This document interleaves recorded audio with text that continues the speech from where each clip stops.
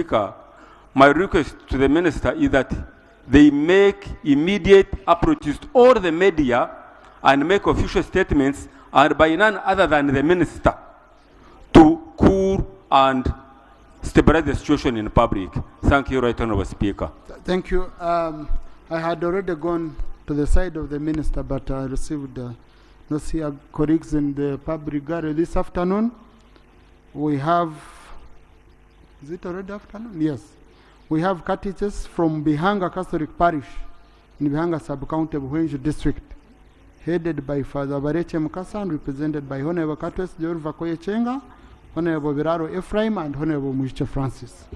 They are here to observe proceedings of this House. Please join me in welcoming them. That's why I made an exception for the area member of Parliament to submit. Yeah. Let me first ask the Attorney General to maybe help us clarify. Please, first. Thank you very much, Right Honourable Speaker. Right Honourable Speaker and Honourable colleagues, we did see the notice that was issued by National Council of Higher Education. We have studied the notice.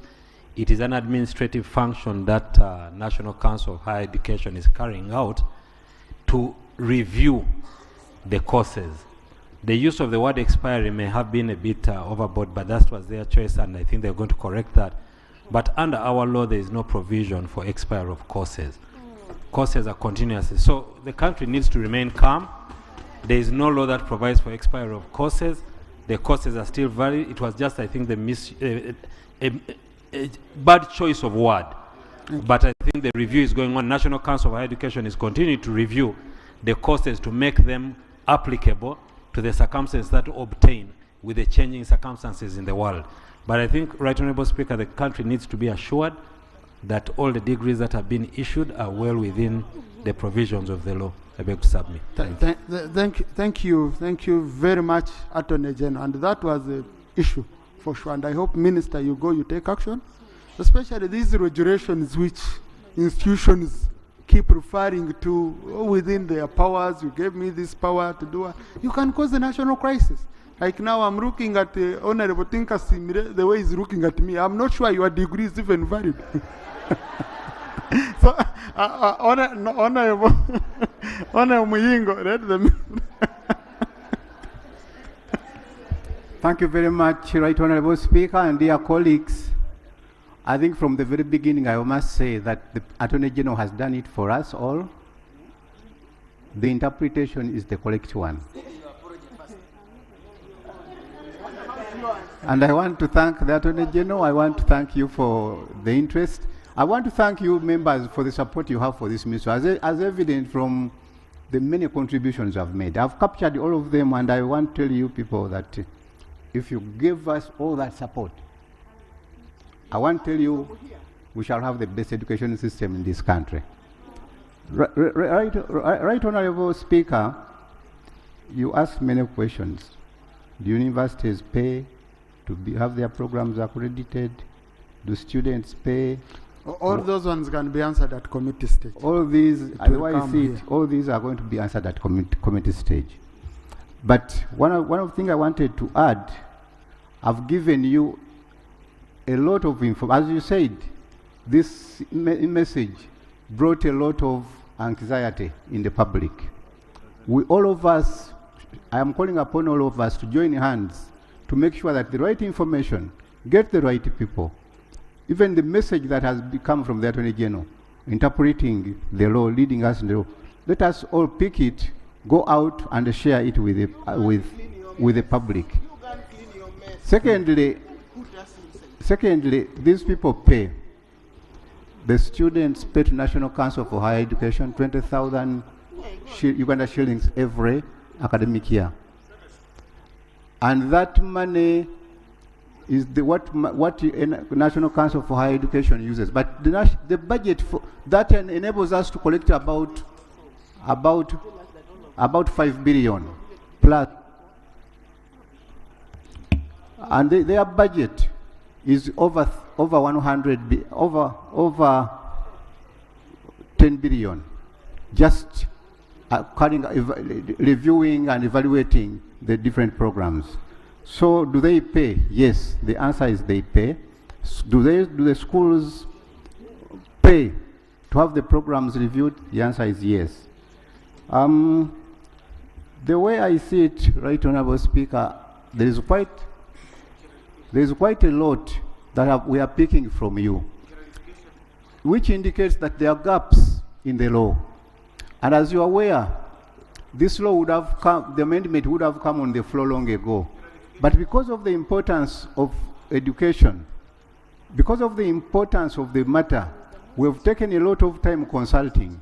And I can happily inform you, Right Honourable Speaker and colleagues, that we are almost through with the consultation. We are almost through with one of these days. Of course, top management has already considered and blessed the whole exercise. What you are left to do is to make a submission to Cabinet so that we prepare to come to the floor of Parliament for consideration. Thank you. Honourable Minister, yesterday we had an issue which had been raised by Honourable Bwanika regarding veterinary courses at Makerere, whereby the association said the council, you can, Honourable Bwanika, you can remind them that these courses are no longer. Thank you, Right Honourable Chair. Right Honourable Chair, Right Honourable Speaker, October 20. Honourable Tinka Simire, can we have the attention? Right Honourable Speaker, the Registrar of Uganda Veterinary Board last year wrote a letter to the principal of the veterinary college. And in this the letter indicated that they have altered the registration of the veterinary doctors who qualify from the veterinary school. You cannot practice unless you are registered. This has affected service delivery. It has also affected the graduates themselves. And they have reservation, the Uganda Veterinary Board say they have reservation on the training standards at the veterinary school. We want to know what the ministry is doing in that regard. Of Makerere University, the only university that offers a bachelor degree in veterinary medicine. Thank you. Honourable Bwanika is fighting for his cause. Honourable Minister, can you let the Minister first respond? Right Honourable Speaker, these professional bodies, with the new curriculum, we have tried to involve almost everybody as much as possible in determining what we do in the lecture room, in determining what happens to our students throughout the entire exercise. This is where this item comes in. As you may also be aware, before, when it came to the Faculty of Law, before some time back, we would use the joint selection exercise until the lawyer said, no, hold on. Let's add some other value. So even these professional bodies have looked at what we are doing and they have advised. It's not yet a policy or a law. We are trying to consult over what should happen, because that's one body that has been consulted. We are consulting other bodies.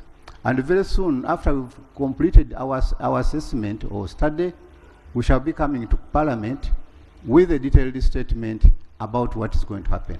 I submit, Right Honour. Thank you. Statement referred to the Committee on Education.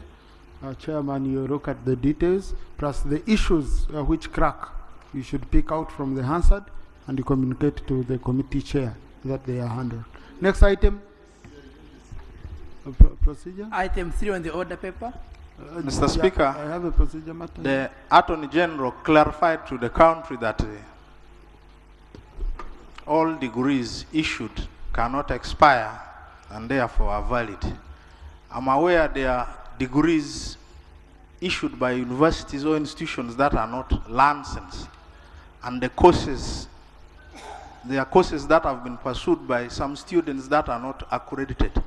So, can the Attorney General tell the country whether those degrees are equally valid, because the country may need to know the right information. Thank you. That's not a procedure matter.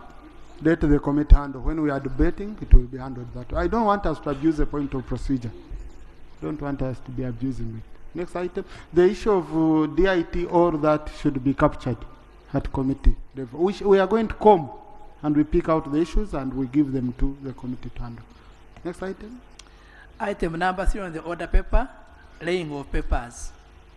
The proposal to borrow up to special drawing rights, 374.8 million, equivalent to US$ 518 million, and receive a grant of special drawing rights, 34.8 million, equivalent to US$ 48 million, with the International Development Association of the World Bank Group, and also borrow up to Euro 40 million, equivalent to US$ 42.66 million from the Agency Française de Développement to finance the Greater Kampala Metropolitan Area Urban Development Program. Honourable Minister for Finance.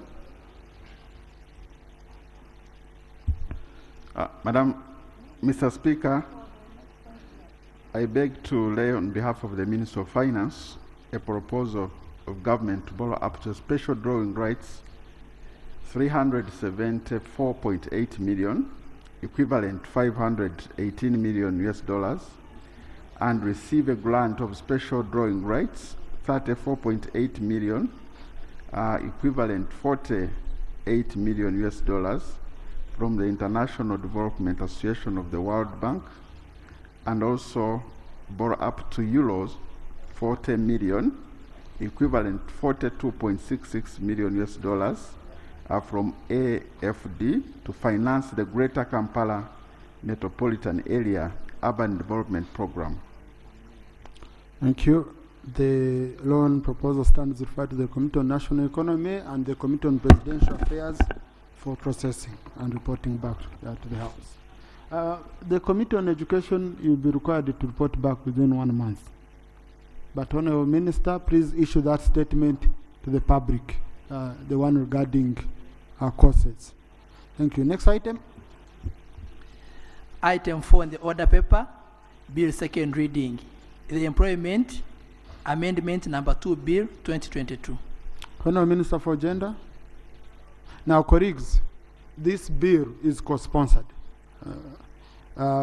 It was first sponsored by Honourable Agnes Konihira, who is not around. She's on official duty, but she assigned Honourable Margaret Rabshija, also MP for Workers, to stand in for her. And then when it came, government also had their bill ready because of the limitations provided for under Article 93, and we wanted a bill that is well beefed up, especially on the aspect of financial implication and funding. We had to get the one for the minister and also refer it to the committee. Now, the lead sponsor here will be the minister because of Article 93. Otherwise, it would have been the member. But if the member leads, then it will be very difficult. If someone challenged the bill in the courts of the laws, it would be violating the provisions of Article 93 of the Constitution. So I will allow both of them to make a brief statement, but the motion will be moved by the minister. Thank you, Right Honourable Speaker, Honourable Members of Parliament. I beg to move that the bill entitled the Employment Amendment number 2 Bill 2022 be read for the second time. I beg to move. Is the motion seconded? Honourable Oboth, Honourable Gidudu, Honourable Chimosho, Honourable Kaburindi. Yes, Honourable Nansa Chora, Numayanja, Chiboga, Mukono, Wakiso, Ruero, Zimbabwe. Santa Attorney General should be marked in red, underlined. So, Rampara, Honourable Tom Bright, Budaka, Honourable Pamela, Uopa, Masindi, and many other members. Honourable Minister, can you speak to the motion? Thank you, Right Honourable Speaker. Right Honourable Speaker, this bill seeks to amend the Principal Act, the Employment Act 2006, which identified critical gaps. And the issues that will be addressed today in this bill is to align it with the common laws, but most specifically on the issue related to grounds for dismissal from employment and termination.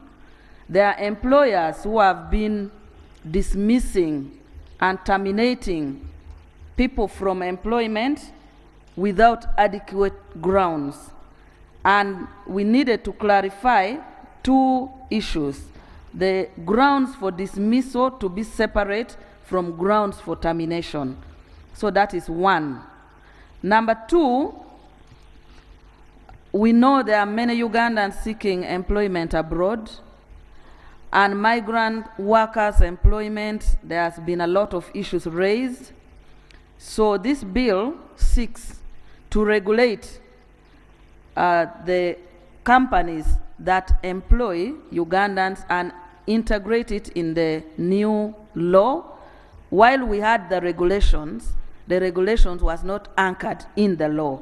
So we are now importing the spirit in the regulation to be in the act, so that those who externalize workers abroad are regulated by the law.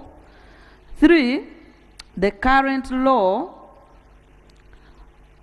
does not require employers who have less than 25 employees to put in place measures that prevent sexual harassment at workplace. So the law says so long as you have below 25 employees, there is no need to put sexual harassment policy. We are now saying that let it be open, whether you have 3 or you have 5, you must put in place prevention measures for sexual harassment. The issue of breastfeeding, we know there are many employers who have not yet integrated breastfeeding and child care into their workplace, and we are introducing that provision. There are issues of casual laborers, where many employers are getting casual laborers after sometimes they work and they are not given contract and they are dismissed summarily. And we are saying we need to protect the rights of the workers. And in the bill, we are saying when somebody works as a casual worker for 6 months without a contract, it will be deemed, once you work continuously for 6 months, that you have a contract over 6 months. So to protect those who do not want to enter into contractual obligation with their employees. We are also providing for issues of severance allowance to allow workers to receive an allowance at the end of the employment relationship with the employer. We are also providing for measures to put in place issues related to declaration of jobs that should be preserved for Ugandans, so that if you come to work, you don't need to enter into all sorts of jobs in the country. There will be certain jobs that will be declared only for Ugandans, and foreigners will not be allowed to be employed in those. So those are the highlights that this particular bill seeks to address, and many other key ones, but I beg therefore to request the honorable members that we do support the amendment. I thank you. Thank you. Sergeant at Arms, you're directed. All committee sittings going on, let them be suspended for 10 minutes. Members first come here so that we can ascertain quorum, and members in the corridors and all that, so that when we are going on committee stage, we are very sure on the issue of quorum. Okay? Honorable Margaret Rabshisha. All committee meetings should be suspended for now. Thank you very much, Right Honorable Speaker, and I thank the Minister. Much as the bill was first started by we started with a private members bill. It started as a private members bill, but at a later stage, when the ministry brought theirs, we had to work together with our education, with our committee of gender and labor and social development, and we harmonized most of the areas that she has been mentioning. I submit. Thank you. Chairperson, present your report.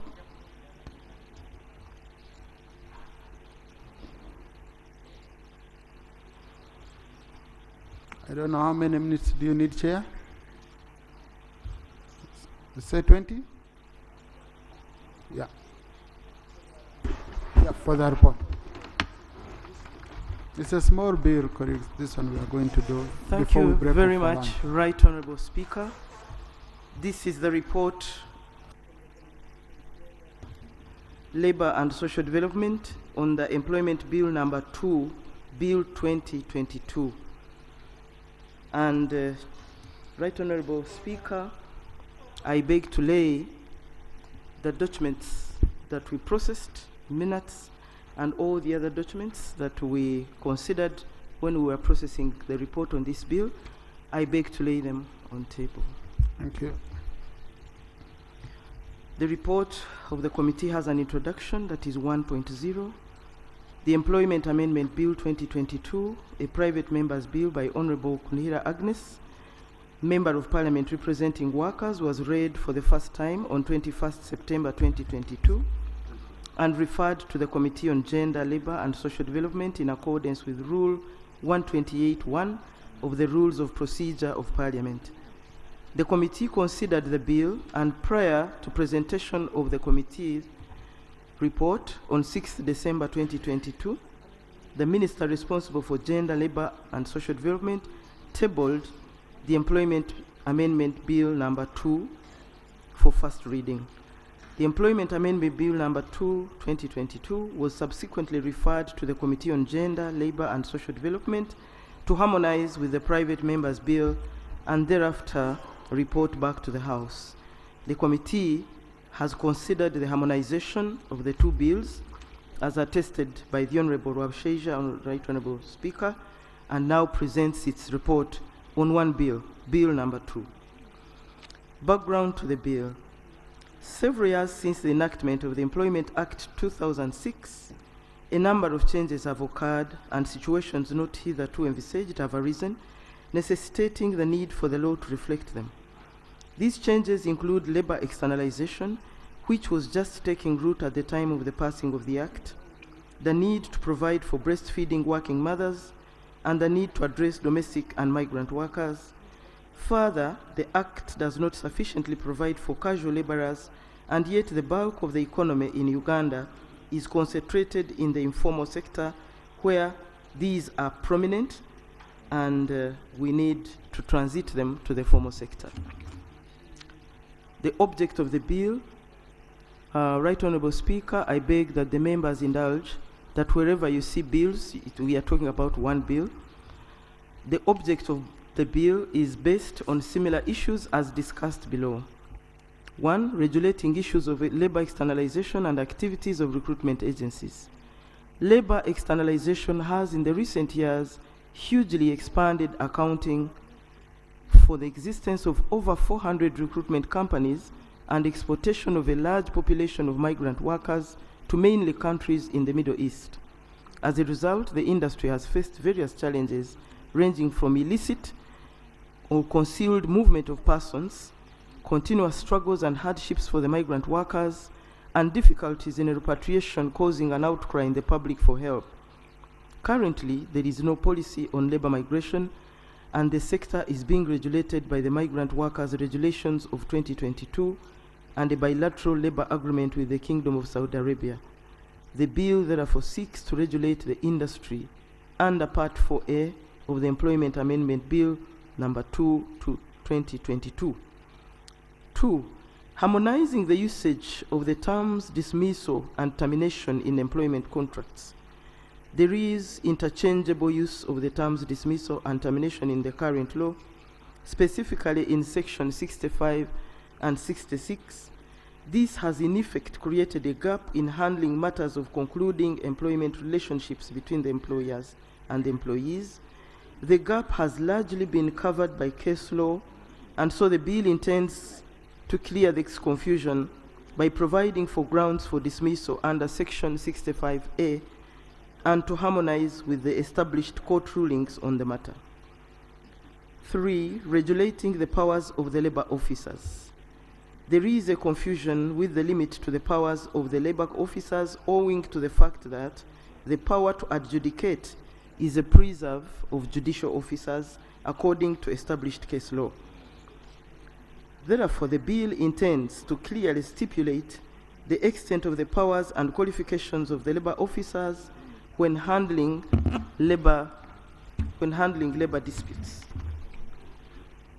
Right Honorable Speaker, the case laws we considered on the subject matter is the case law in the Court of Appeal at Old Kampala, arising from the Industrial Court of Uganda Labor Dispute, and the Koram Kakuru, Musota, and Madrama Ja, Engineer John Eric Mujenzi, the appellant, versus Uganda Electricity Generation Company Limited, who is the respondent. We referred to the judgment of that court, and I beg to lay the judgment on table. 4, the rights of breastfeeding employees. The bill is cognizant of the new trends in the working conditions of employees and the need for them to support their babies that are breastfeeding. It is in this regard that the bill introduces the proposal in Section 57 of the bill to protect the rights of the breastfeeding employees. Number 5, protection from sexual harassment at the workplace. The bill seeks to strengthen the safety of employees at the workplace by strengthening the provisions on sexual harassment under Section 7 in the current law. It suffices that, in certain instances, the bill proposes amendments to similar issues, for instance, on the rights of breastfeeding female employees, protection from sexual harassment at the workplace, powers of labor officers and migrant workers, and in addition to these, the Employment Amendment Number 2, Bill 2022, introduces other details like the distinction between dismissal and termination from employment. Number 6, provide for severance allowances. The bill provides severance allowances and allows workers to receive an allowance at the end of the employment relationship with the employer. The methodology, Right Honorable Speaker, were meetings and written submissions, and the committee met with a number of individuals and agencies, and I beg that the members peruse through the list up to number 25. We may not have exhausted because we continued to hear and read notices from different people and agencies. We did a documentary review of the Constitution of the Republic of Uganda. We made a reference to the Employment Act 2006, the International Labour Convention C-190, and I thank the Cabinet for ratifying C-190, Right Honourable Speaker, the Labour Disputes Act 2006, the Workers' Compensation Act Cap 225, Persons with Disabilities Act 2020, Children's Act Cap 59, the Employment and Labour Relations Act Cap 366 of Tanzania, the Contracts Act 2010, the Employment Act 2007 of Kenya, the Public Service Standing Orders 2021, the Employment Recruitment of Ugandan Migrant Workers Regulations 2021, the National Development Plan 3, and the case laws. The general observations, Right Honourable Speaker, is 4.1, the compliance with the Constitution of the Republic of Uganda, 1995. The committee observes that the bill, through its principles, seeks to operationalize Chapter 4 of the Constitution by providing for the rights of employees susceptible to marginalization at workplace, such as breastfeeding working mothers, domestic workers, casual workers, migrant workers, and persons with disabilities. 4.2, compliance with the 2030 Agenda for Sustainable Development. The UN 2030 Agenda, containing SDGs, is a plan of action for people, planet, and prosperity, which seeks to strengthen universal peace and freedom. Under SDG 8, The 2030 Agenda seeks to promote sustained, inclusive, and sustainable economic growth, full and productive employment, and decent work for all. SDG 5 aims to achieve gender equality and empower all women and girls. The bill obliges the minister to, by statutory instrument, prescribe a simplified and accessible complaint handling mechanism for workers with disabilities, domestic workers, casual employees, migrant workers, and other categories of employees that he or she determines may require special protection. This is in line with SDG 8.5, which aims to achieve full and productive employment and decent work for all women and men, including young people, people with disabilities, and equal pay for work and equal value. It is the observation of the committee that the bill makes a significant attempt at ensuring the attainment of a just and fair society in line with the Sustainable Development Goals. 4.3, compliance with the National Development Plan 3 and Employment Policy 2011. The committee observes that the bill contributes to both the goal and the vision of NDP 3, which are increased household incomes and improved quality of life for Ugandans, and sustainable industrialization for inclusive growth, employment, and wealth creation, respectively. This is through the provisions that cater for protection for domestic workers, transition of casual laborers into term employees, and increased protection for breastfeeding working mothers. And through the provisions relating to migrant workers, the bill addresses areas of migrant labor which is provided for under employment policy but not catered for under the Employment Act 2006. 5, specific observations and recommendations. So this would be 5.1, provision for migrant workers. The committee observes that the migrant workers, both into and out of Uganda, play an important role in the economy. While the statistics about migrant workers in Uganda are scanty, there is no doubt that there is need for a legal regime governing them. On the other hand, Uganda receives significant remittances for migrant workers, and numerous Ugandans work outside Uganda, not only in the Middle East, Right Honourable Speaker and members. A 2018 report by the Bank of Uganda, for example, notes that remittances from Ugandans abroad were 4.9 trillion, representing 4% of Uganda's GDP at that time, which was an 18% increase from the previous year. According to statistics from the Ministry of Gender, between January and June 2022, 12 billion shillings was collected by government from monies paid by employers in foreign countries for Ugandans and migrant workers who go abroad. According to the same ministry, between 2016 and June 2022, a total of 201,637 Ugandans had moved out of country to work abroad through the ministry. The scale of remittances, as well as the sheer number involved in labor export, necessitate the need to put in place a legislation for this crucial area. At present, whereas the employment policy makes reference to externalization of labor, there is no principal legislation in place for the subsector aside from the employment regulations, the SI 2021. The committee recommends that the Employment Act is amended to A, provide for the regulation of recruitment agencies which recruit for employment both within and out of Uganda. B, provide for the obligation of the recruitment agencies. C, provide for the regulation of pre-departure institutions. 6.2, protection for breastfeeding female employees.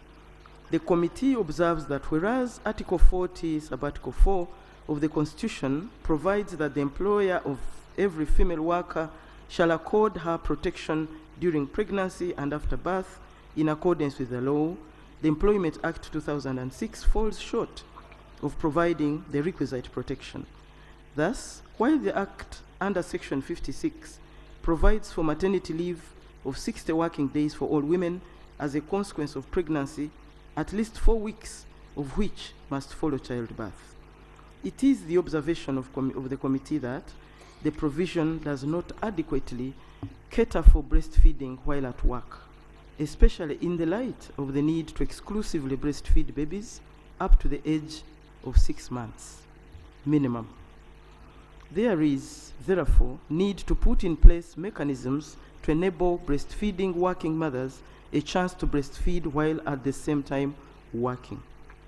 The committee, therefore, recommends that the Employment Act 2006 be amended to provide for A, the obligation of an employer to provide time and space for an employee for the purposes of breastfeeding their child.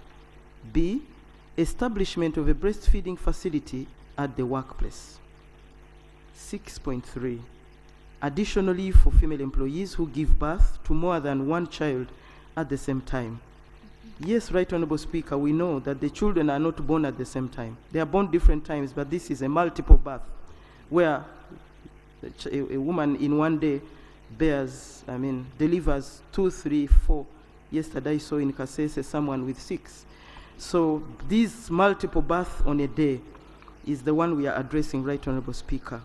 The committee appreciates the strides made by Uganda in terms of providing for maternity leave for working mothers.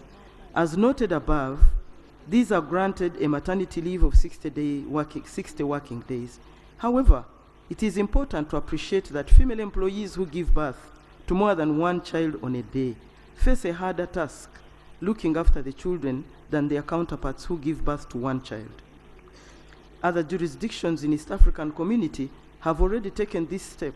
In Tanzania, under Section 33, subsection 6B of the Employment and Labor Relations Act 2004, breastfeeding working mothers are granted a total leave of 100 working days. The committee observes that it is important to provide additional time for maternity leave to this category of female working employees. Recommendation. The committee recommends that Section 56 of the Employment Act 2006 be amended to provide for maternity leave of 90 working days to female working employees that give birth to more than one child on the same day. That's the multiple birth. 6.5, additional time for paternity leave. The committee observes that while significant progress has been made regarding gender parity in terms of the law, which is crucial for societal development, oftentimes this has aimed at provisions that cater for only women. The committee further observes that presently, the period for maternity leave for working fathers is only 4 working days under Section 57 of the Employment Act.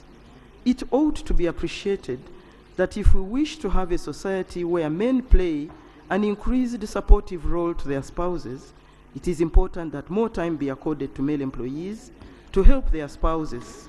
Right, Honourable Speaker and members. Jurisdictions in the East African Community, such as Kenya, have enhanced the time for paternity leave. Kenya's Employment Act 2007, Section 29, subsection 8, accords male working employees actually 2 weeks paternity leave.